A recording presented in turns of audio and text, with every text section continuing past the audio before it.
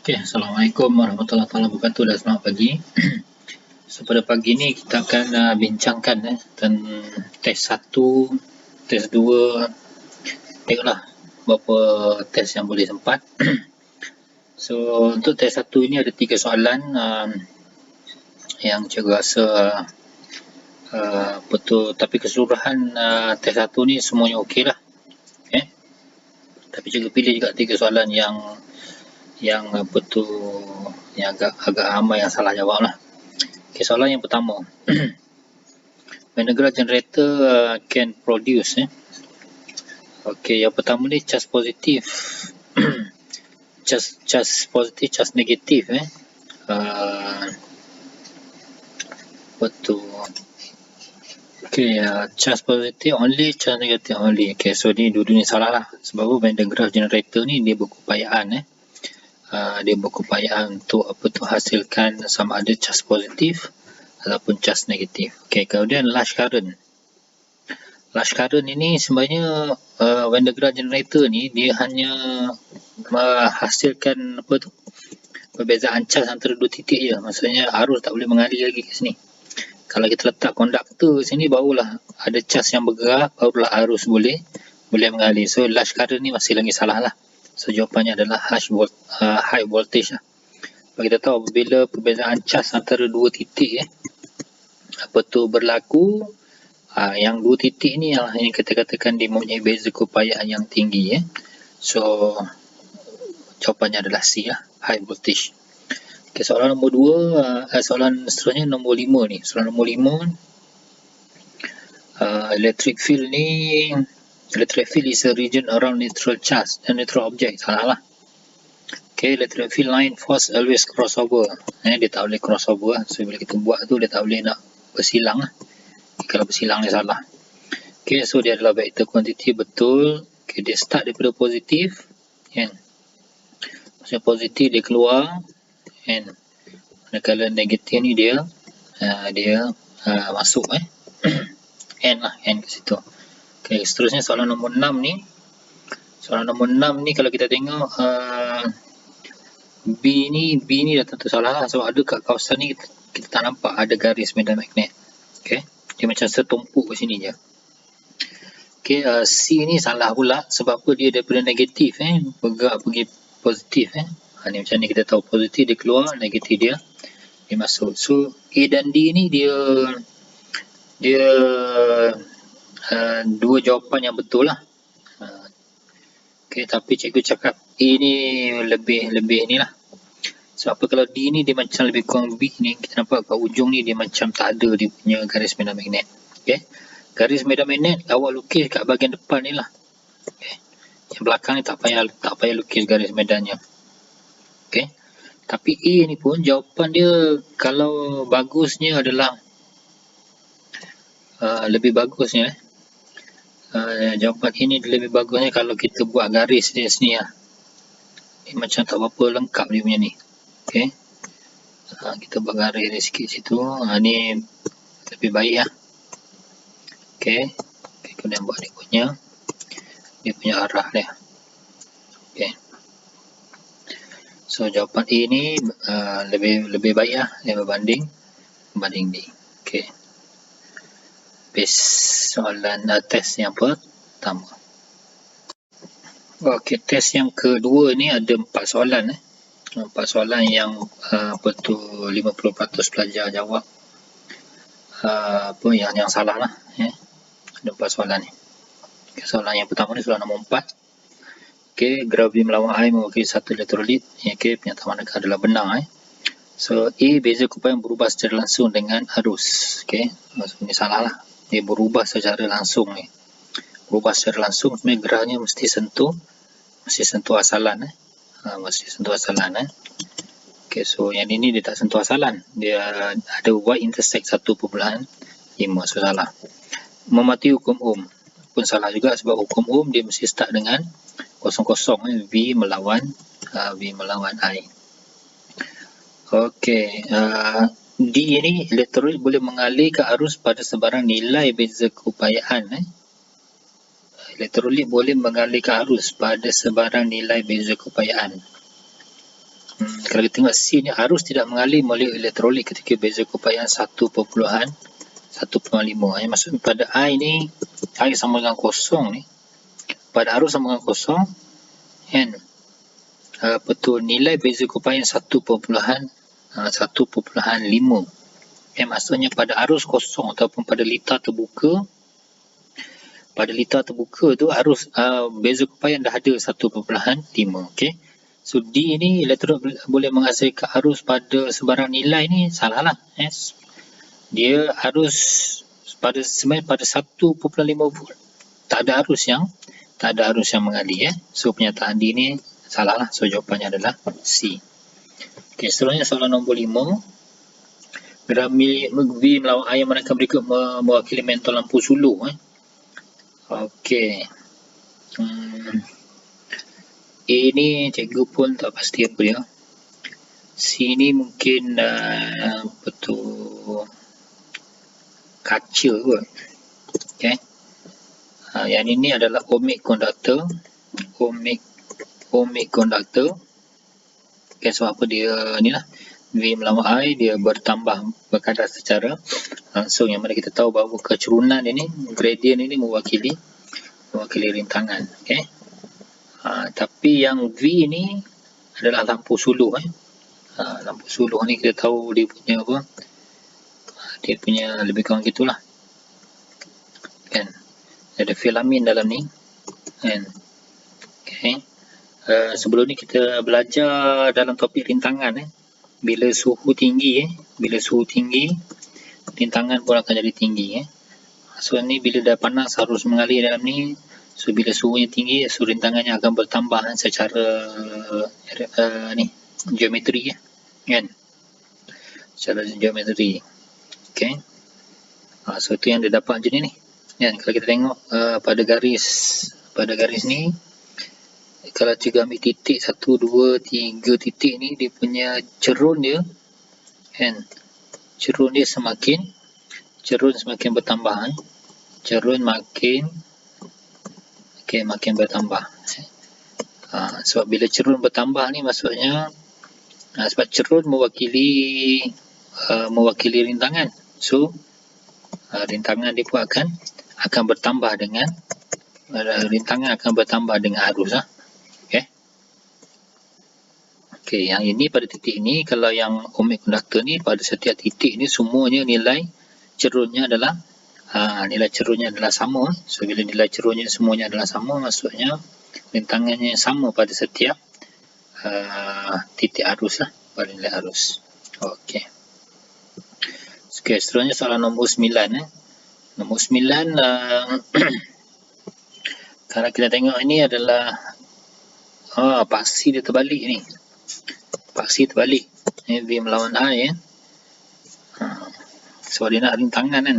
Sebab kita tahu bahawa rintangan ni mewakili M, kecerunan bagi graf V melawan I. So sebab ini terbalik, nanti kita kira juga kecerunan, tapi kita terbalikkan ataupun terbalikkan terus siap-siap. Okay.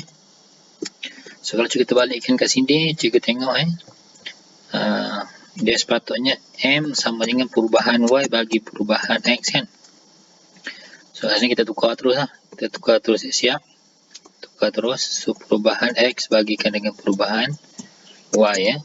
So ni 4. Ambil titik ni. Titik ni yang pertama 0, 0 paling senang. Titik ni adalah 4, 8 kan. So kita ambil X yang duduk belah atas lah. So 4 bagikan dengan ini 8 ni pun bukan 8 biasa ni. Ni ada dia tulis M situ. Mili. So 8 darab 10 kuasa negatif 3. Okay. Lepas tu ambil lah kalkulator. Okay. Ambil kalkulator. Mana kalkulator?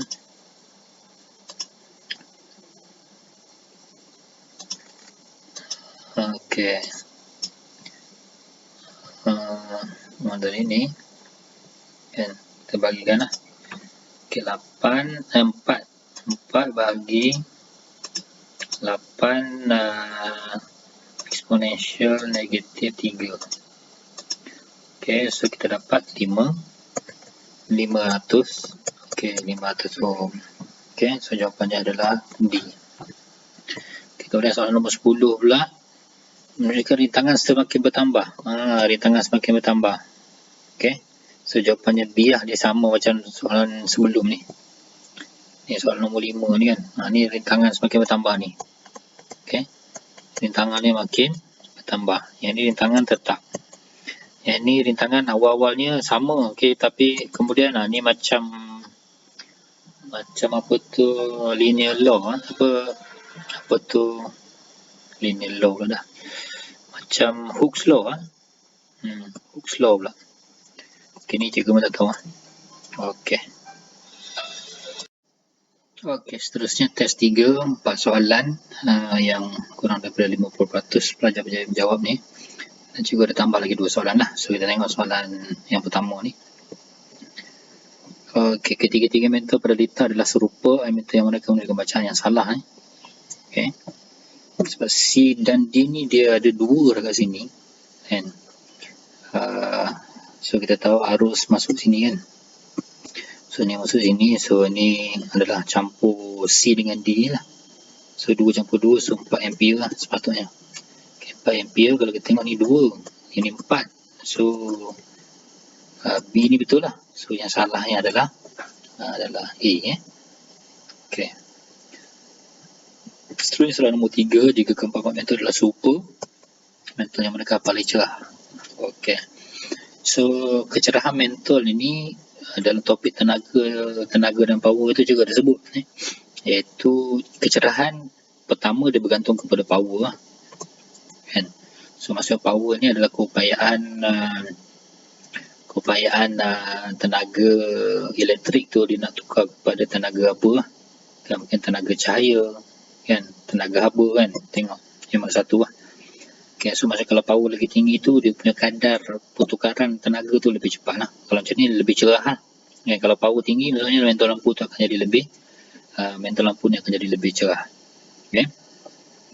Okay, yang kedua adalah kita juga boleh tengok pada beza keupayaan lah. Beza keupayaan maksudnya kalau across satu-satu mentor itu beza keupayaan tinggi, maka apa tu, dia akan jadi lebih cerah lah. Kan. Okay, kemudian yang ketiga ni yang paling senang adalah arus lah kan. So bila arus yang lalu pada komponen elektrik tu tinggi kan, lagi-lagi kalau dia membanding mentor yang sama, arus tinggi maksudnya dia punya beza keupayaan yang dia akan lebih cerah. Okay. So untuk soalan ini sebab mentor sama, so power dia sama lah kan. So kita tengok yang kedua mungkin beza keupayaan. Okay. A, B, C ni disambung secara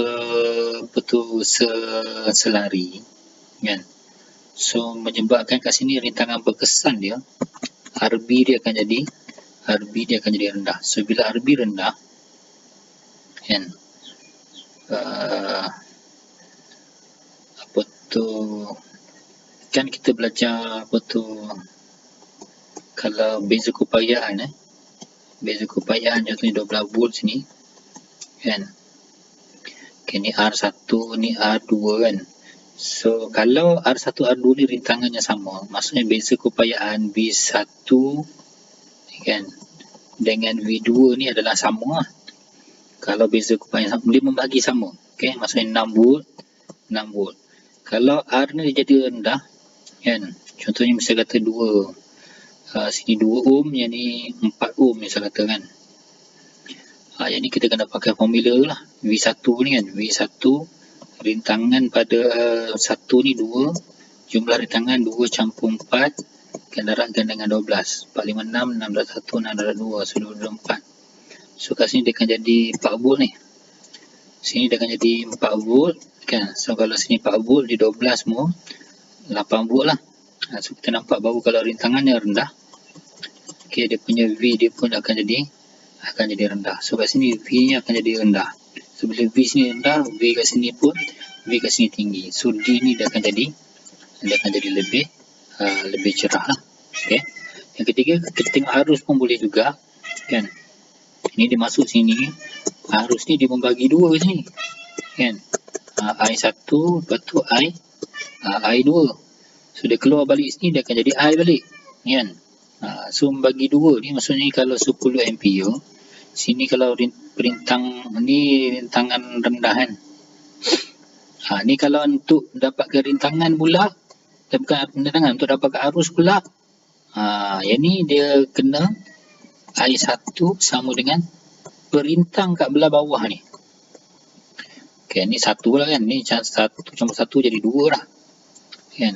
Perintang belah bawah, ambil yang belah bawah. Kalau tadi ni ambil tempat dia, V1 ambil tempat dia. Okay, ni kita ambil yang belah bawah 2 lah. 2 bagi 2 campur 1 dah kan, contohnya arusnya 10 lah misal kata. 10 susah pula nak kira, 12. Okay, 12. Yang pun 3 dah 1, 3 dah 4. Pada 2, 8 lah. So, sini 8 So, sini 8. Sini 8 campur 4 lah. Kan? Okay, nampak apa tu, bila rintangan dia tu,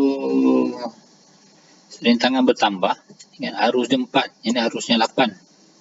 Okay. So, A ni dia baru terima 8 ampere. Okay, tapi yang kat D ni, sekarang ni dia nilai asal dia lah, iaitu 12 ampere. So, 12, kan? 12 ampere, 1 lagi 8 ampere. Dekat sini 4 ampere. Okay, yang lalu sini 4 ampere. Yang lalu sini 8 ampere. Kan? Lalu sini 10 ampere. So, D lah. Okay, D lah yang paling tinggi. Okay, soalan seterusnya. Soalan nombor 4. Dua perintang serupa menghasilkan. Okay, dia sambung secara selari macam ni lah. Ni selari. Okay, yang ni sesiri Sambung sesiri ni berapa nilai tangan dia? Okay. Kalau sambung selari 4. Okay. Kalau sambung selari 4, tapi kalau sesiri berapa nilai tangan dia? Okay, ada satu skill ni, kan? Contohlah misal kata ni 10 ampere, kan? Ni 10 ampere. Ni nilai perintang sama. Nilai perintang ni contohnya R1, ni R2. Kalau nilai perintang sama, okay, kalau kita gabungkan ni, dia sama juga dengan gabungkan ni. Gabung tu maksudnya cari rintangan berkesan lah. Rintangan berkesan. Okay. Okay, ni 10 kan. 10 ni jawapannya adalah 5. So, 10 ni kita ambil satu ni bagikan dengan 2. Okay. So, kalau tak percaya, dia sebenarnya 1 per R kan. 1 per 10 campur 1 per 10. 1, 2, 2 per 10. 2 darab 1, 2 darab 5. So, 1 per R sama dengan 1 per 5. So, R sama dengan 5 ohm. Okay. Itu satu skill lah.